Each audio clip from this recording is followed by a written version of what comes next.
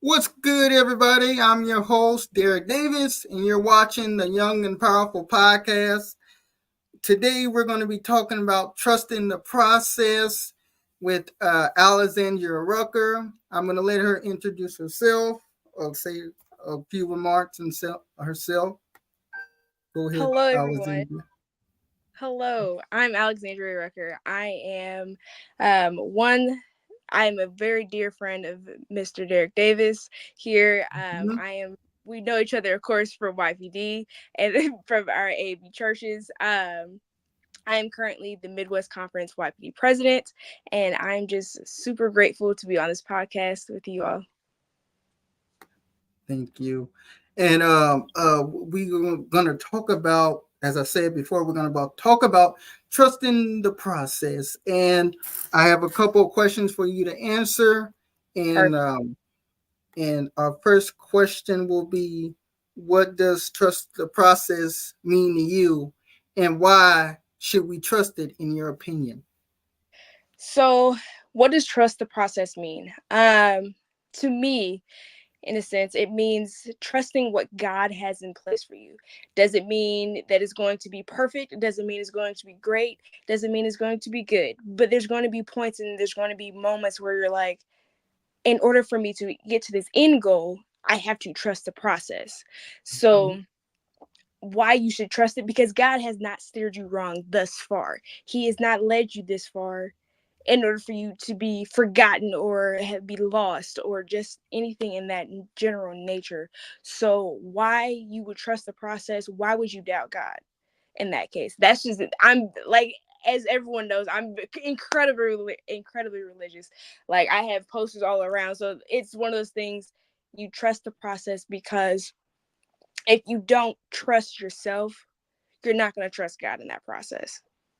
Okay. And that what you just said brought me to my next question is, do you do you find it difficult trusting God through difficult times? Oof.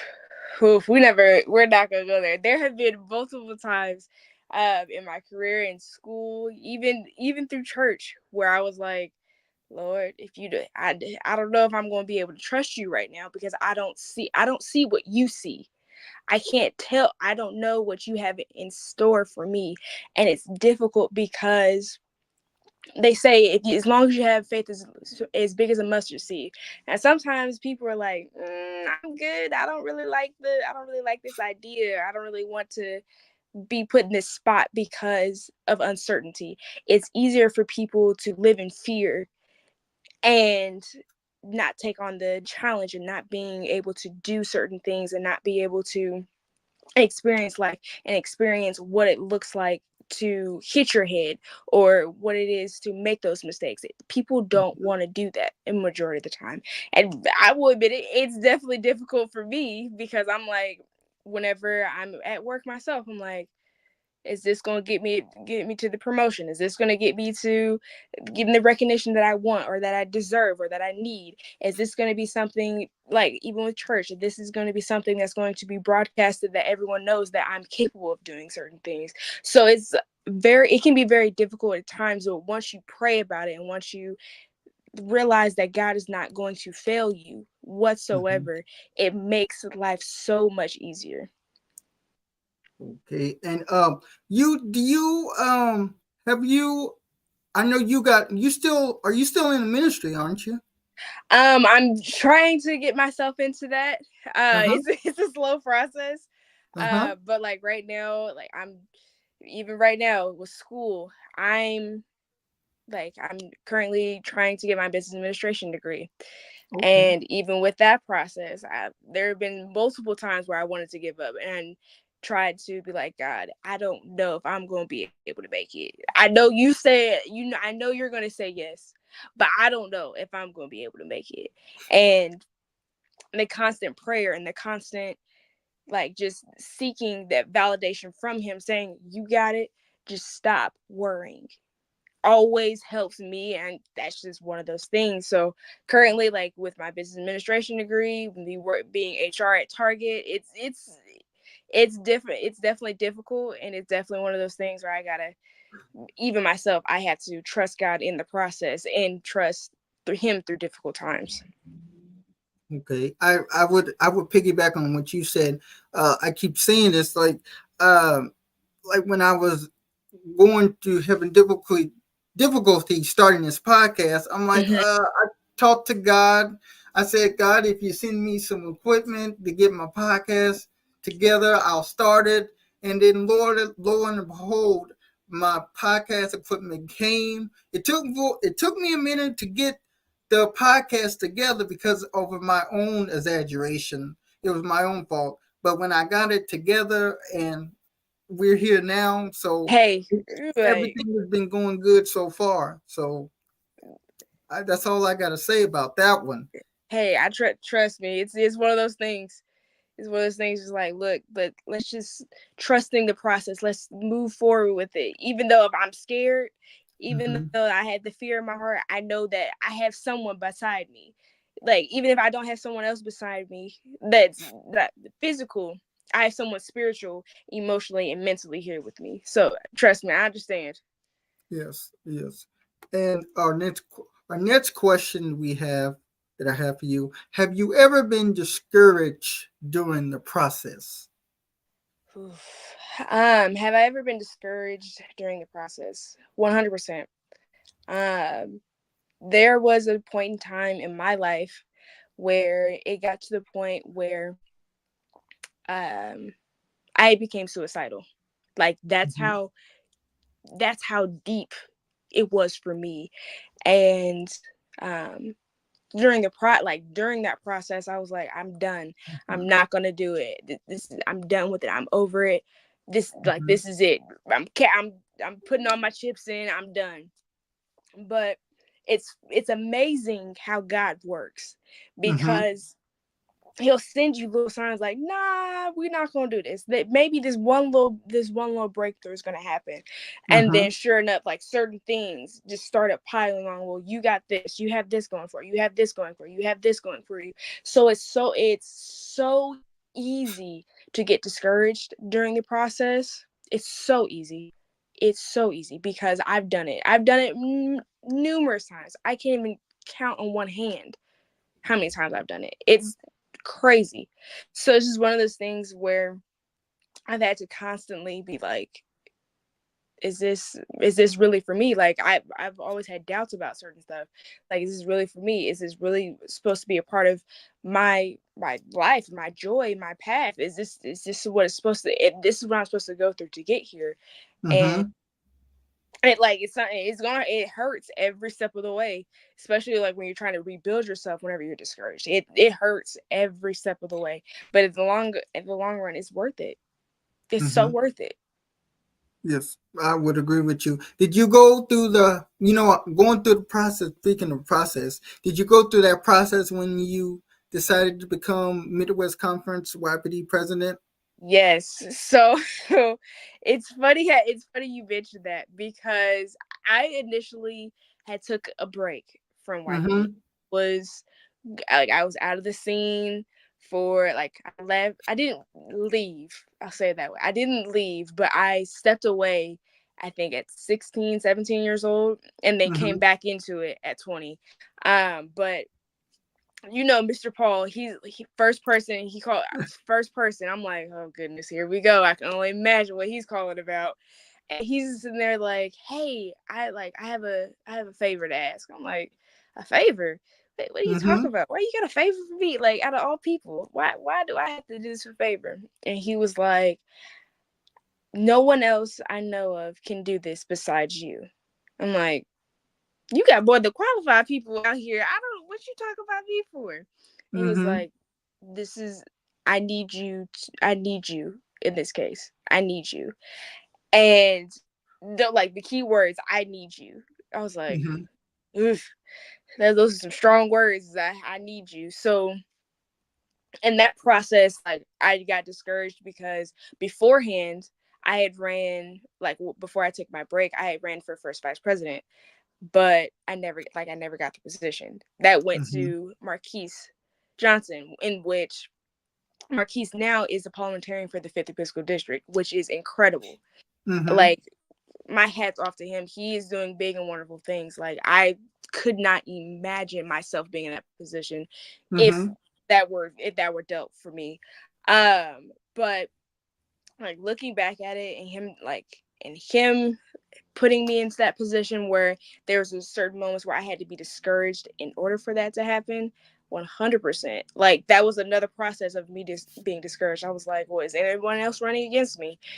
Mm-hmm. No, of course.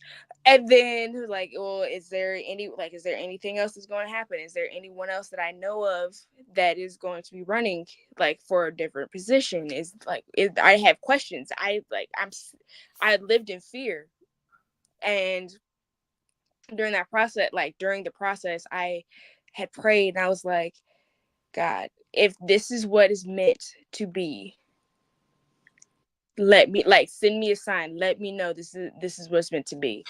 Mm-hmm. And I called Mr. Paul. I was at work. I remember this very distinctively. I was at work and I said, I prayed about it and I'm going to do it. And you would have thought the roof had went up off of Mr. Paul's house and everything else, because just so much joy was in his heart that I accepted the position. Mm-hmm. And then, I was one of those type of people. I kept it a secret. I didn't tell very many people. Like, you, from what my favorite quote is, "You don't hear trees grow." So I kept it a secret. I don't say very much whenever it Mm-hmm. comes to my business. My family doesn't like that, but I don't say very much whenever it comes to my business. So that's one of the evident things. And whenever they said, "All right, well, you're the president now," I was like, "Okay, great." They said, "Perfect," and it just kind of went from there. Yes, and you ran and you took it and you ran with it. For the for the most part, I'm still running with it now. So, like, we're getting ready to Mm-hmm. go to LTI here in the next couple of weeks to Denver. Like, traveling versus we're trying to drive out there. Goodness gracious, Mm-hmm. that's gonna be a 8 hour drive of just Kansas flatland. So we're Mm. gonna we're gonna love that. Amen. Amen. And when you said about that discouraged during the process, I've been like I would have to agree with you because when the podcast I was talking to some people and I looked on the internet and I'm like trying to find a purpose for the podcast. Well, I don't want to talk about this because it'll get it'll get too thick. It'll get too thick quick. It'll get Hmm. too bad quickly, and that's a side that I don't want to talk about. And I talked to God. I talked to a couple people about the podcast, and they encouraged me, and they said you need to take time and talk to yourself and God to see if this is for you. There was no it was some people discouraged me, but they said just take the time for you and discuss it with you to see if it fits for you. And it's been fitting so perfectly. I'm doing good so far, and I've been I've been doing this thing so long now, and it's I hope to keep doing it and to encouraging somebody it's kind of very difficult to do because you don't want to say the wrong thing. Yep. You You don't don't want to want say to. anything. You don't want to say that the thing's gonna set them over the edge. Mm-hmm. Yep. You don't want to. You don't want to make them angry. Well, you should have said this. I'm coming to you as a friend to ask you what your opinion. And the thing is, some people don't like your opinion. 100%. 100%. It's like, why'd you ask if you didn't like my opinion, or you don't Mm-hmm. want to hear my opinion?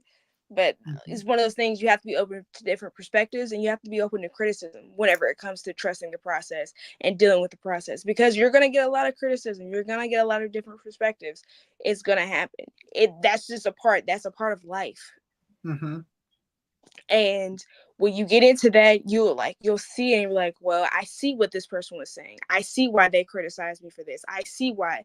And some of that, it builds that momentum of what you need to do and what you'll be able to see after that, what you have to see in that case. So trust, oof, that part, that Mhm. that part. I'm strategically that part. Yeah, you talked about. I think. Do you remember? Let's go with the confidence. It's like, do you struggle with confidence? Is our next question. I'm gonna be 100% honest. I do. Like from from an outsider's point of view, you may not understand. Like you may not see that. Like from outsiders, you may not see that. Mm-hmm. But in this day and age, it's with social media and how people talk about people and how what people's perspective of what you should be like compared to what you Mm-hmm. shouldn't be like. It's so difficult just living in your own skin and Mm-hmm. living in your own confidence in your own perspective and your own self-esteem and your own being. It's so difficult doing that. So it's like, because there are times where even as now into when I was younger, like I struggled with I struggled with just being able to accept myself for who I was and accept that Mm-hmm. God had so much so much so many things and so much potential that I didn't realize that I was blessed with. Mm-hmm. He gave that to me. So whenever I was put on the spot and whenever I was put in certain situations, I didn't have the confidence to do it. And everyone would tell me like, you have to do this confidently. You have to do this confidently. I'm like, no, not really. I don't have to do this confidently. I can sit here and look crazy just as much as everybody else wants me to look crazy. Because that's the style. That's how everybody wants to move. But whenever you are cut from a different cloth, you shine different. You see things differently. You were more of a